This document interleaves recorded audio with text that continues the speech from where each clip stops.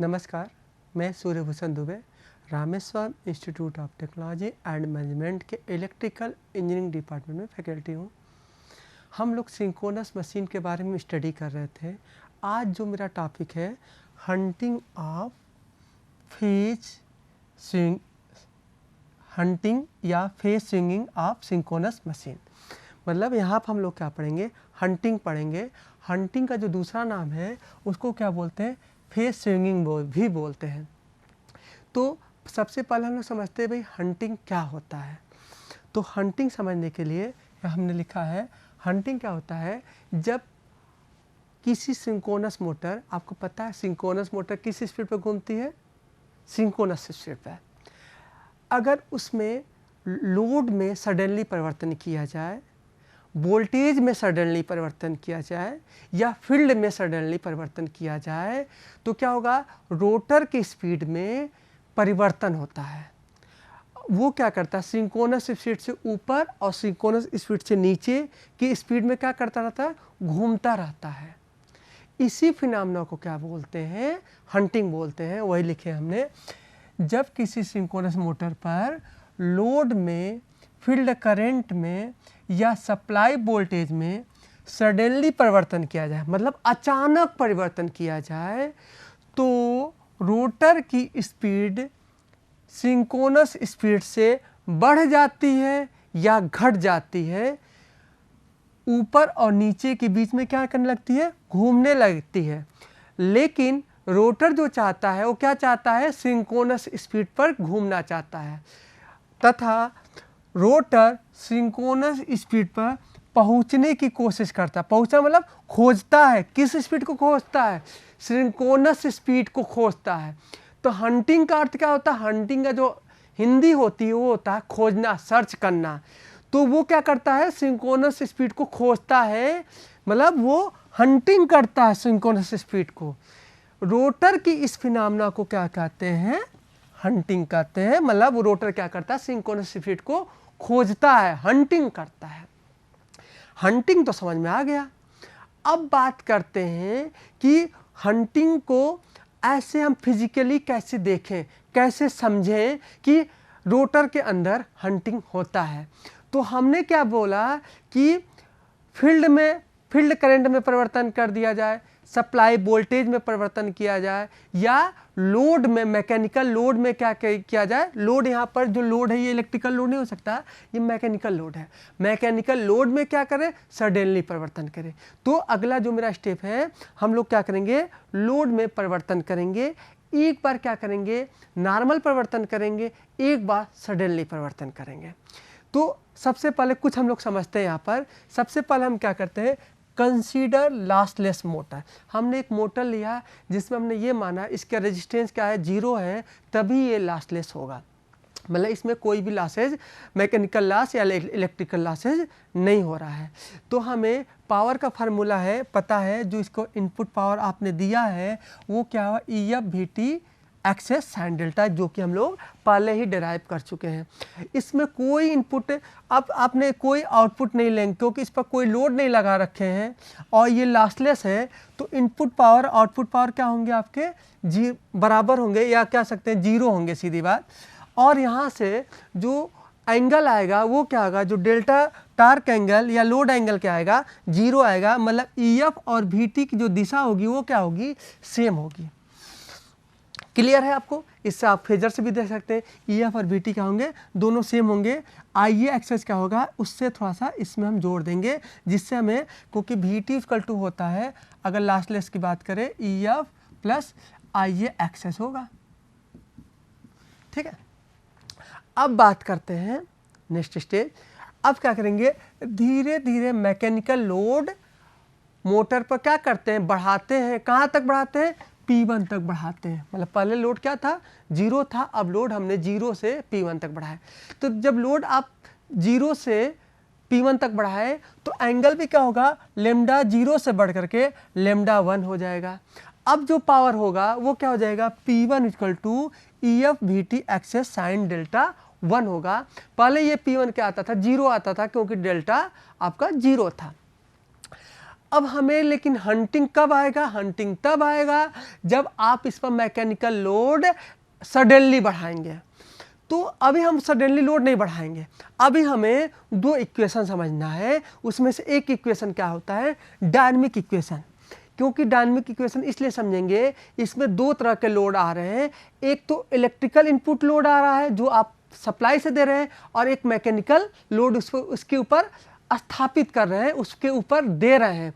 तो हमें एक डायनेमिक इक्वेशन होता है जो इलेक्ट्रिकल पावर और मैकेनिकल पावर में संबंध बताता है। तो यहाँ से आप देख सकते हैं ZD² theta T equal to TE TM। जो TE क्या है? ये इलेक्ट्रोमैग्नेटिक टार्क है जो सप्लाई से प्राप्त होती है, और जो TM है वो मैकेनिकल टार्क है जो आप रोटर पर मैकेनिकल लोड अप्लाई करते हैं। यहाँ से क्या हो जाएगा?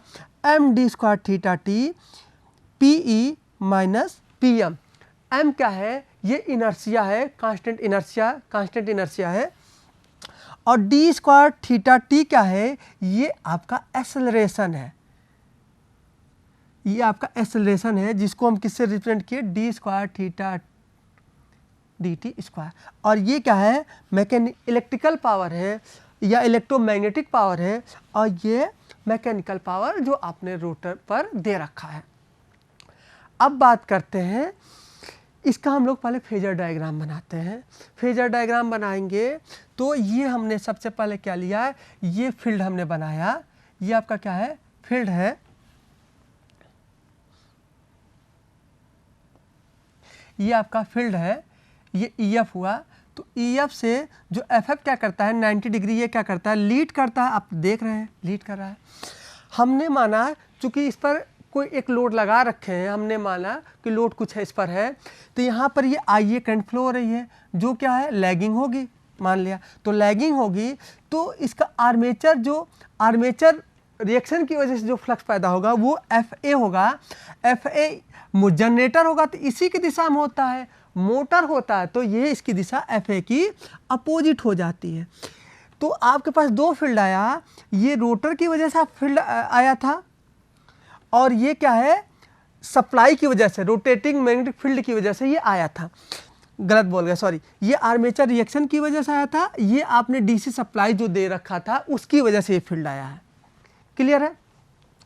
ये आपका DC सप्लाई की वजह से फील्ड है ये आपका। अब हमने इन दोनों फील्ड को जो ऐड किया तो एक एयर गैप में, मुझे रिजल्टेंट एयर गैप में एक फील्ड मिला जिसको हमने FR बोला। तो एयर गैप में हमें पता है, एयर गैप में जो फील्ड होती है उसकी स्पीड क्या होती है? सिंक्रोनस स्पीड होती है। तो इस फील्ड की जो स्पीड है वो क्या है? सिंक्रोनस स्पीड है। इसमें तो कोई दिक्कत नहीं है। जो आपका ये फील्ड है ये किसकी वजह से? DC सप्लाई देने की वजह से। स्टेटर में आपने जो DC सप्लाई दिया था उसकी वजह से पैदा हुआ था। तो ये फील्ड क्या है आपका? हमने माना इसकी भी स्पीड क्या होगी? सिंक्रोनस स्पीड होगी अगर वो घूम रहा है, लेकिन ये इसकी स्पीड क्या हो? कम भी हो सकती है। कम कब होगी? जब इस पर सडनली लोड लगाएंगे। लेकिन इसका जो स्टेडी स्टेट स्पीड है वो क्या होगी? सिंक्रोनस स्पीड ही होगी। तो हमने इसकी स्पीड अलग माना, हमने माना इसकी स्पीड ओमेगा है। ये स्पीड किसको रिप्रेजेंट करता है? रोटर की स्पीड को रिप्रेजेंट करता है। वही हमने लिखा है रिजल्टेंट FR की स्पीड सिंक्रोनस स्पीड होगी, ये ऑलवेज सिंक्रोनस स्पीड होगी। लेकिन फील्ड MF मतलब FF की स्पीड ओमेगा जो सिंक्रोनस स्पीड से अलग भी हो सकती है, लेकिन स्टेडी स्टेट में सिंक्रोनस स्पीड होगी। क्योंकि यहाँ पर हम लोग अलग मानेंगे क्योंकि इस पर हमने सडनली लोड अप्लाई करेंगे। इसके बाद सडनली लोड अप्लाई करेंगे तो रोटर की स्पीड क्या होगी? कम होगी। अर्थात इस फील्ड की स्पीड भी क्या हो जाएगी? रोटर फील्ड की स्पीड भी कम हो जाएगी। वही हम नेक्स्ट स्टेज क्या है हमने क्या यहाँ से अगर आप देखिए, मान लिया ये क्या है? आपकी एक्सिस फील्ड है, ये रेफरेंस एक्सिस है जिसको हमने फिक्स मान लिया। तो ये यहाँ से आने में मान लिया ओमेगा टी टाइम लेगा। ये फील्ड है, इसको यहाँ से आने में कितना टाइम लिया? Omega T. और ये यहाँ तक आने में इसको कितना टाइम लगेगा? ओमेगा एस इंटू टी, क्योंकि थीटा इक्वल टू क्या होता है? ओमेगा होता है। ये अलग थीटा है, ये अलग theta equal to omega T. तो इसमें इस ओमेगा एस में से मतलब इस बड़े में से अगर इस छोटे को क्या कर दीजिएगा? माइनस कर दिया जाए तो क्या निकलेगा, डेल्टा निकलेगा। वही हमने लिखा delta equal to omega S T minus omega T. इसको हमने क्या कर दिया, डिफ्रेंशिएट कर दिया टाइम के रिस्पेक्ट में, तो ये क्या हो जाएगा D lambda T upon omega S minus omega. अब हम लोग बात करते हैं इक्वेशन जो पहले मिला था इक्वेशन 1 और 2 की हेल्प से। अब हम लोग बात करते हैं, सबसे पहले हम लोग क्या करेंगे, अब यहाँ पर हंटिंग को समझते हैं। तो हंटिंग को समझने के लिए हमने माना कि अब हम जो शुरू की कंडीशन में हमने माना वो नो लोड पर चल रहा है। तो हमने माना स्टार्टिंग में मोटर पर लोड 0 है, तो 0 है तो लेमडा आपका क्या हो जाएगा, 0 हो जाएगा और ओमेगा एस माइन की वैल्यू रोटर की स्पीड के बराबर, मतलब स्टेटर फील्ड और रोटर फील्ड क्या हो जाएंगे, आपके बराबर होंगे। वो कंडीशन क्या है, यहाँ पर है। तो अगर हमने ग्राफ खींचने जा रहे हैं पावर और लेमडा के बीच में, तो यहाँ पर क्या हुआ, आपका रोटर स्पीड और स्टेटर फील्ड क्या है, बराबर है। और आपसे यहाँ से ना ही आपको इलेक्ट्रिकल पावर ले रहे हैं, ना ही मैकेनिकल पावर आप इसको दे रहे हैं, क्योंकि हमने क्या ले रखा है, ये जो मशीन है, मोटर है, वो लॉसलेस है। अब हमने क्या किया, इसके बाद हम लोग क्या करेंगे, इस पर मैकेनिकल लोड क्या करेंगे, सडनली अप्लाई करेंगे। तो जो मेरा नेक्स्ट टॉप पॉइंट हुआ कि अब हम लोग सडनली इस पर मैकेनिकल लोड अप्लाई करते हैं। तो हमने इस पर क्या किया, एक सडनली मैकेनिकल लोड अप्लाई किया। मैकेनिकल लोड अप्लाई करने से क्या होगा, आपका इलेक्ट्रिकल पावर में क्या है, ईएफ क्या है, कांस्टेंट है, टर्मिनल क्या है, कांस्टेंट है। ईएफ इसलिए कांस्टेंट है क्योंकि आपने फील्ड को नहीं बढ़ाया। एक्सेस क्या है, ये भी कांस्टेंट है। तो लेमडा को क्या करना है, मैकेनिकल पावर बढ़ने, इलेक्ट्रिकल पावर बढ़ने के लिए लेमडा की वैल्यू बढ़नी चाहिए। लेकिन लेमडा क्या है, ये रोटेटिंग पार्ट है, तो ये क्या होगा, ये तुरंत नहीं बदलेगा, क्योंकि रोटर में क्या है, एक वजन होता है, एक वेट होता है, जिसकी इनर्शिया की वजह से लेमडा की वैल्यू नहीं बदलेगी, जिससे आपका क्या हुआ, इलेक्ट्रिकल पावर क्या है, अभी भी वही था जो 0 पर था। लेकिन आपने मैकेनिकल लोड क्या कर दिया, बढ़ा दिया।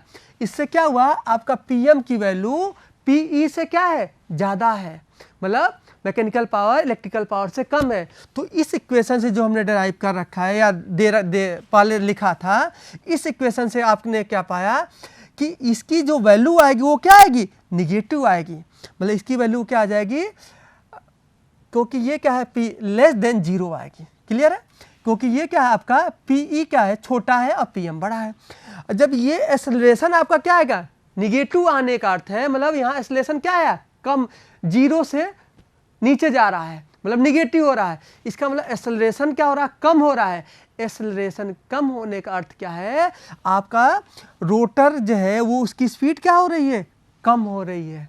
पहले लोग क्या थे, वो दोनों सेम स्पीड पर घूम रहे थे शुरू स्टार्टिंग में, लेकिन आपने जैसे लोड बढ़ाया, रोटर की स्पीड क्या हो गई, कम हो गई। अर्थात अब क्या होगा, जो रोटर है वो सिंक्रोनस स्पीड से उसकी वैल्यू कम हो गई। ये क्लियर है। अब बात करते हैं इक्वेशन, इस इक्वेशन से अगर देखते हैं कि आपका जो ये स्पीड था, ये वाली स्पीड क्या हो गई थी, आपकी कम हो गई थी, तो इसकी वैल्यू क्या हो जाएगी, ज़्यादा आने, मतलब डी लेमडा अपान डी टी की वैल्यू क्या हो जाएगी, ज़्यादा आने लगेगी। इसलिए ये टार्क एंगल का वैल्यू या लोड एंगल की वैल्यू क्या हो जाएगी, बढ़ने लगेगी। इस लोड एंगल की वैल्यू बढ़ने लगेगी। तो पहले लोड एंगल क्या था, 0 था, अब ये लोड एंगल क्या होने लगेगा, बढ़ करके यहाँ पर आ जाएगा, मतलब लेमडा 1 पर, मतलब यहाँ पर आ गया। ठीक है, पहले आपका यहाँ पर था लेमडा, अब ये क्या हो जाएगा, ये बढ़ करके यहाँ पर आ गया, तो पावर यहाँ पर आ गया। पॉइंट ए की अगर बात करते, इस पॉइंट की बात करते हैं, अगर ध्यान से देखें तो हम ये पाएंगे कि यहाँ पर इस पॉइंट पर इलेक्ट्रिकल पावर और मैकेनिकल पावर क्या हो गए, बराबर हो गए। लेकिन दिक्कत क्या है, दिक्कत ये आई, यहाँ पर आपकी रोटर की स्पीड क्या है, कम है, क्योंकि ये क्या होने लगा था, हम बताए थे इसकी स्पीड कम होने लगी थी। तो यहाँ से जब ये इधर जाएगा तो इसकी स्पीड क्या हो रही है, कम हो रही है, मतलब डी एक्सेलरेट हो रही है, स्पीड कम हो रही है। तो यहाँ पर मैकेनिकल पावर तो कम है, लेकिन स्पीड क्या है, स्पीड आपका कम है, अतः ये यहाँ पर क्या हो जाएगा, आपका इक्विलिब्रियम कंडीशन नहीं आएगी, स्टेबल कंडीशन नहीं आएगी। अभी तक हम लोग सोच रहे थे कि इलेक्ट्रिकल पावर मैकेनिकल पावर क्या हो गए, बराबर हो गए, तो ये क्या हो जाएगा, इक्विलिब्रियम कंडीशन आ जाएगा, लेकिन ऐसा यहाँ पर नहीं है। वही हमने लिखा है कंक्लूजन में, मोटर पर सडनली लोड बढ़ाने पर रोटर स्पीड क्या हो जाती है, कम हो जाती है, और लोड स्पीड या लोड एंगल क्या हो जाते हैं, बढ़ जाता है। जैसा आपने देखा लेमडा 0 से लेमडा 1 हो गया। यहाँ हम सोचते हैं कि लेमडा 1 पर मोटर स्टेबल हो जाएगा, लेकिन ऐसा नहीं होता है। क्या होता है इसको देखते हैं, क्योंकि पॉइंट ए पर P इक्वल टू PM, यहाँ पर क्या हुआ, इस पर मैकेनिकल पावर और इलेक्ट्रिकल पावर बराबर हो गए, लेकिन रोटर की स्पीड क्या हो गई, सिंक्रोनस स्पीड से कम हो गई। अब इस कंडीशन में क्या होगा, अब ये क्या होने लगेगा, इसकी स्पीड सिंक्रोनस स्पीड पर पहुंचने की कोशिश करेगा। तो हम पॉइंट ए से जब आगे बढ़ते हैं, इस पॉइंट से जब हम आगे बढ़ेंगे, इस पॉइंट से जब हम आगे बढ़ेंगे तो क्या होगा, ऊपर जाने पर एक्चुअली जो ये कर्व होता है, ये कर्व होता है PE का कर्व होता है, और जो ये आप लाइन खींच रहे हैं, ये लाइन, इस पर जो लाइन आएगी वो है आपका मैकेनिकल पावर को रिप्रेजेंट करता है। तो यहाँ पर अगर आप ए से ऊपर जाएंगे तो इलेक्ट्रिकल पावर क्या हो रहा है, बढ़ रहा है, लेकिन मैकेनिकल पावर क्या है, वो तो अभी भी P1 ही है जो आपने सडनली लगा रखा है। अब इस कंडीशन में क्या होगा कि electrical power greater than mechanical power, मतलब ए पॉइंट से जब आप आगे जाएंगे, तो जब इलेक्ट्रिकल पावर आगे बढ़ेगा तो ये क्या है, इलेक्ट्रिकल पावर ज़्यादा है। तो इलेक्ट्रिकल पावर बढ़ने से क्या हो जाएगा, आपका d स्क्वायर थीटा dt, मतलब जिसको हम क्या बोले, एक्सेलरेशन, ये क्या आने लगेगा, पॉजिटिव आने लगेगा, अर्थात ये क्या, इसकी एक्सेलरेशन होने लगा। एक्सेलरेशन होने का अर्थ है कि रोटर की स्पीड क्या होने लगी, बढ़ने लगी। तो यहाँ से अब क्या होने लगेगा, अब स्पीड आपकी क्या होने लगेगी, बढ़ने लगेगी, मतलब ए से जब आप आगे जाएंगे तो रोटर की स्पीड बढ़ने लगेगी, अर्थात यहाँ पर एक्सेलरेशन होने लगेगा।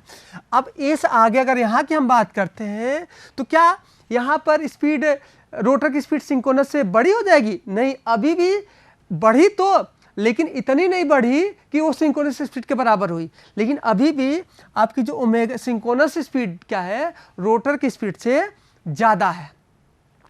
क्लियर है। तो इस इक्वेशन से अगर हम देखते हैं, इक्वेशन इससे बात करते हैं कि D lambda upon D T equal to omega S minus omega, चूंकि ये वैल्यू क्या है, बड़ी है, तो इससे क्या होगा, D lambda upon D T की वैल्यू क्या आएगी, ग्रेटर देन जीरो।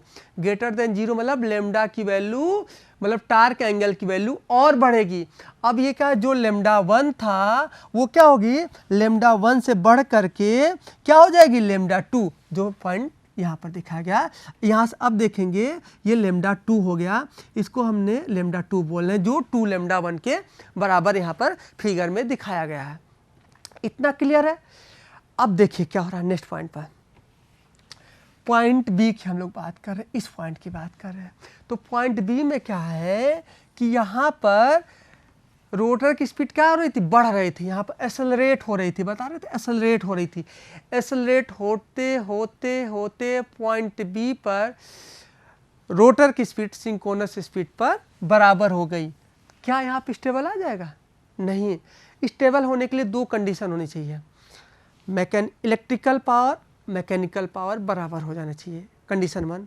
दूसरा कंडीशन ये होना चाहिए कि आपका रोटर की स्पीड सिंक्रोनस स्पीड के बराबर हो जाने चाहिए, अर्थात रोटर की स्पीड रोटेटिंग फील्ड की स्पीड के बराबर हो जानी चाहिए, एक ही बात है।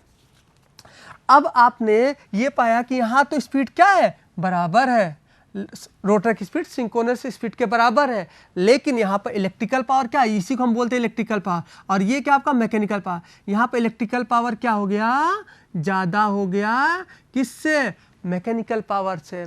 फिर अगर हम इक्वेशन, अब इस इक्वेशन से अब इसका मतलब क्या है, वो और आगे जाएगा, देखते हैं। इस इक्वेशन से देखेंगे, पॉइंट बी से देखेंगे तो यहाँ पर क्या है आपका, ये क्या है, पीई क्या है, बड़ा है, पीई बड़ा है, लेकिन पीएम क्या है, छोटा है। तो इस कंडीशन में क्या होगा, एक्सेलरेशन होगा, मतलब स्पीड फिर और बढ़ेगी, मतलब अब स्पीड क्या हो जाएगी, ये सिंक्रोनस से ज़्यादा बड़ी होगी। क्लियर है? अब स्पीड क्या हो जाएगी, और बढ़ेगी। जब ये वापस आएगा, जब ये अभी तो इधर, जब ये P से 20 है, इस 20 से वापस आएगा तो अब इसकी स्पीड क्या हो जाएगी, और बढ़ेगी। मतलब पहले क्या थी, ये यहाँ पर इस पॉइंट पर दोनों की स्पीड क्या हो गई थी, इक्वल हो गई थी। लेकिन जब ये वापस आएगा तो यहाँ पर रोटर की स्पीड क्या होगी, और बढ़ेगी। पहले तो बराबर थी, अब और बढ़ेगी तो क्या हो जाएगी, उसकी स्पीड सिंक्रोनस स्पीड से बड़ी हो जाएगी। यहाँ पर हमने वही देखे। तो यहाँ पर जब आप आएंगे, देखिए दूसरा हमने फिगर, यहाँ ये वाला फिगर वो वाला फिगर अलग है, क्योंकि इसमें ग्राफ नीचे की तरफ जा रहा है। यहाँ पर देखेंगे तो 20 यहाँ पर आपका, तो इस पॉइंट पर, तो यहाँ पर रोटर की speed greater than synchronous speed, मतलब यहाँ पर स्पीड क्या हो जाएगी, बड़ी हो जाएगी। बड़ी होने का अर्थ है ये बड़ा है, सॉरी ये बड़ा है, रोटर की स्पीड क्या है, बड़ी है, तो इसकी वैल्यू क्या आ जाएगी, निगेटिव आने लगेगी। मतलब डी लेमडा अपान डी टी की वैल्यू क्या हो जाएगी, निगेटिव होने का अर्थ ये हुआ कि लेमडा की वैल्यू जो 2 था वो क्या होने लगी, लेमडा की वैल्यू घटने लगेगी।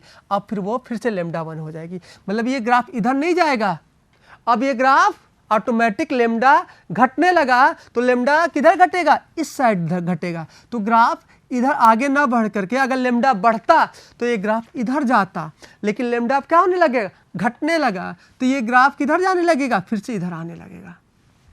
तो ये क्या आया, आपने देखा कि पॉइंट ए पर फिर से क्या होने लगे, पॉइंट ए पर आपका ये वैल्यू क्या होने लगेगी, पॉइंट ए पर फिर ये मतलब एक्सेलरेट होने लगी।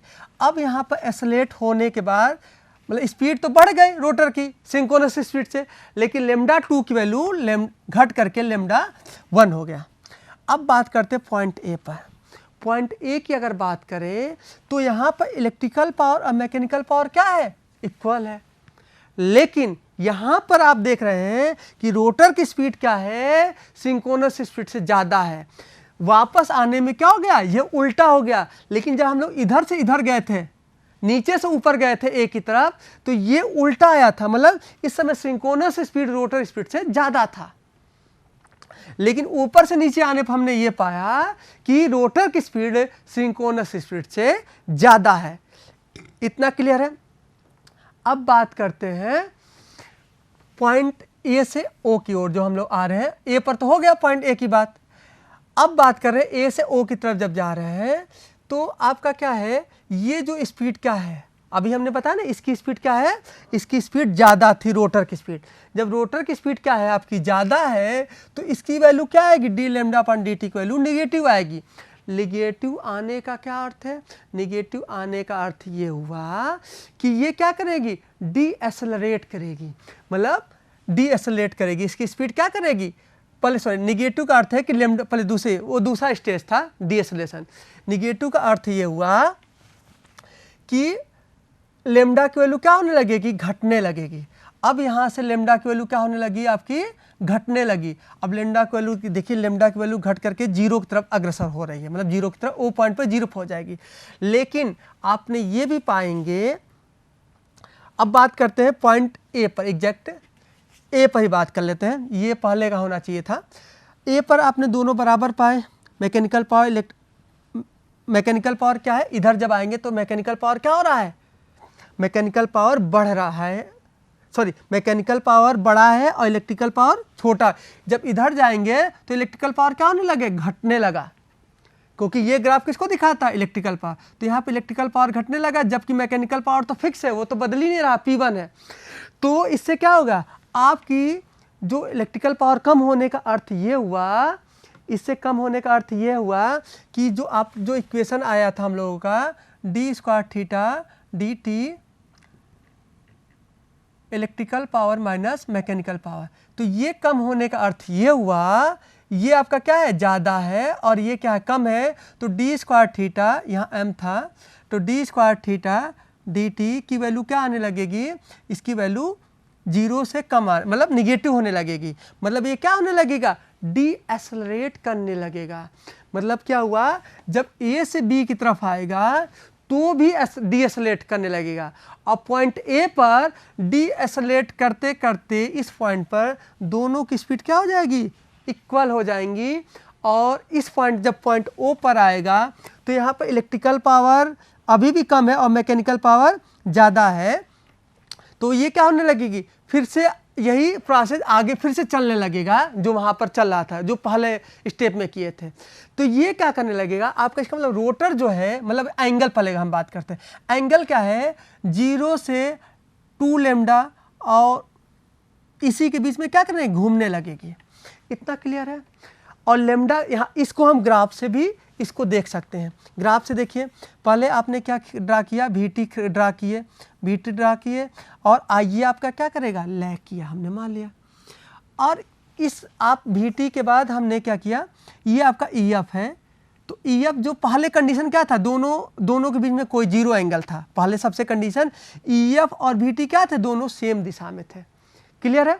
जब दोनों सेम दिशा में थे तो यहाँ पर आपका ने क्या किया कि अब आपने इस पर एंगल लोड बढ़ाया तो ये लैम्डा 1 हो गया। लैम्डा 1 होने से ये आपका आई एक्सेस हो गया।